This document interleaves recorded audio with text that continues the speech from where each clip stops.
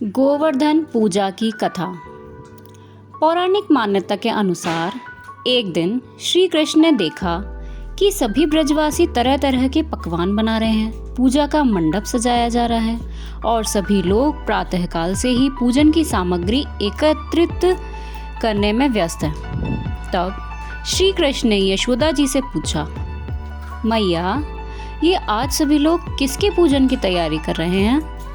इस पर मैया यशोदा ने कहा, पुत्र, सभी ब्रजवासी इंद्रदेव के पूजन की तैयारी कर रहे हैं।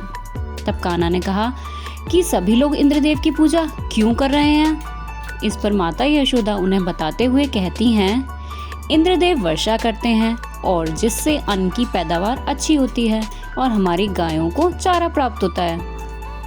तब कान्हा ने कहा कि वर्षा करना तो इंद्रदेव का कर्तव्य है। यदि पूजा करनी है तो हमें गोवर्धन पर्वत की करनी चाहिए, क्योंकि हमारी गाय तो वहीं चरती हैं और हमें फल, फूल, सब्जियां आदि भी गोवर्धन पर्वत से प्राप्त होते हैं। इसके बाद सभी ब्रजवासी इंद्रदेव की बजाय गोवर्धन पर्वत की पूजा करने लगे। इस बात को देवराज इंद्र ने अपना अपमान समझा और क्रोध में आकर प्रलयदायक मूसलाधार बारिश शुरू कर दी, जिससे चारों ओर त्राही त्राही होने लगी। सभी अपने परिवार और पशुओं को बचाने के लिए इधर उधर भागने लगे।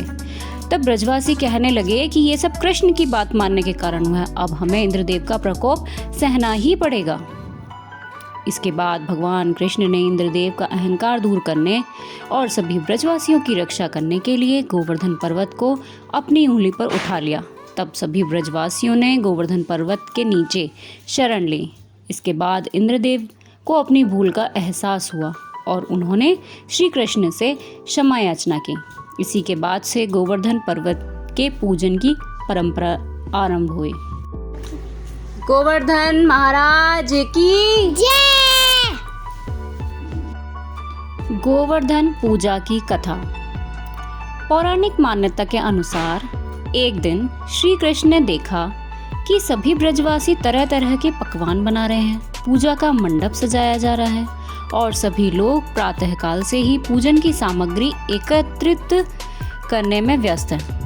तब श्री कृष्ण ने यशोदा जी से पूछा, मैया, ये आज सभी लोग किसके पूजन की तैयारी कर रहे हैं?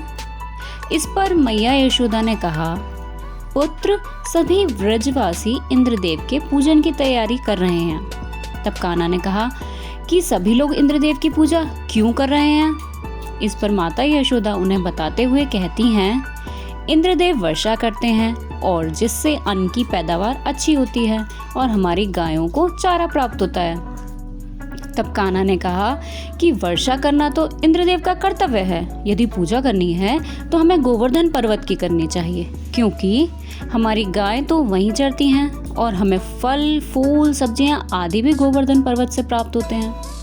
इसके बाद सभी ब्रजवासी इंद्रदेव की बजाय गोवर्धन पर्वत की पूजा करने लगे। इस बात को देवराज इंद्र ने अपना अपमान समझा और क्रोध में आकर प्रलयदायक मूसलाधार बारिश शुरू कर दी, जिससे चारों ओर त्राही त्राही होने लगी। सभी अपने परिवार और पशुओं को बचाने के लिए इधर उधर भागने लगे।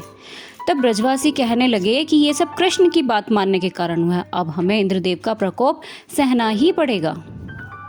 इसके बाद भगवान कृष्ण ने इंद्रदेव का अहंकार दूर करने और सभी ब्रजवासियों की रक्षा करने के लिए गोवर्धन पर्वत को अपनी उंगली पर उठा लिया। तब सभी ब्रजवासियों ने गोवर्धन पर्वत के नीचे शरण ली। इसके बाद इंद्रदेव को अपनी भूल का एहसास हुआ और उन्होंने श्री कृष्ण से क्षमा याचना की। इसी के बाद से गोवर्धन पर्वत के पूजन की परंपरा आरंभ हुई। हैप्पी गोवर्धन पूजा। गोवर्धन महाराज की जय।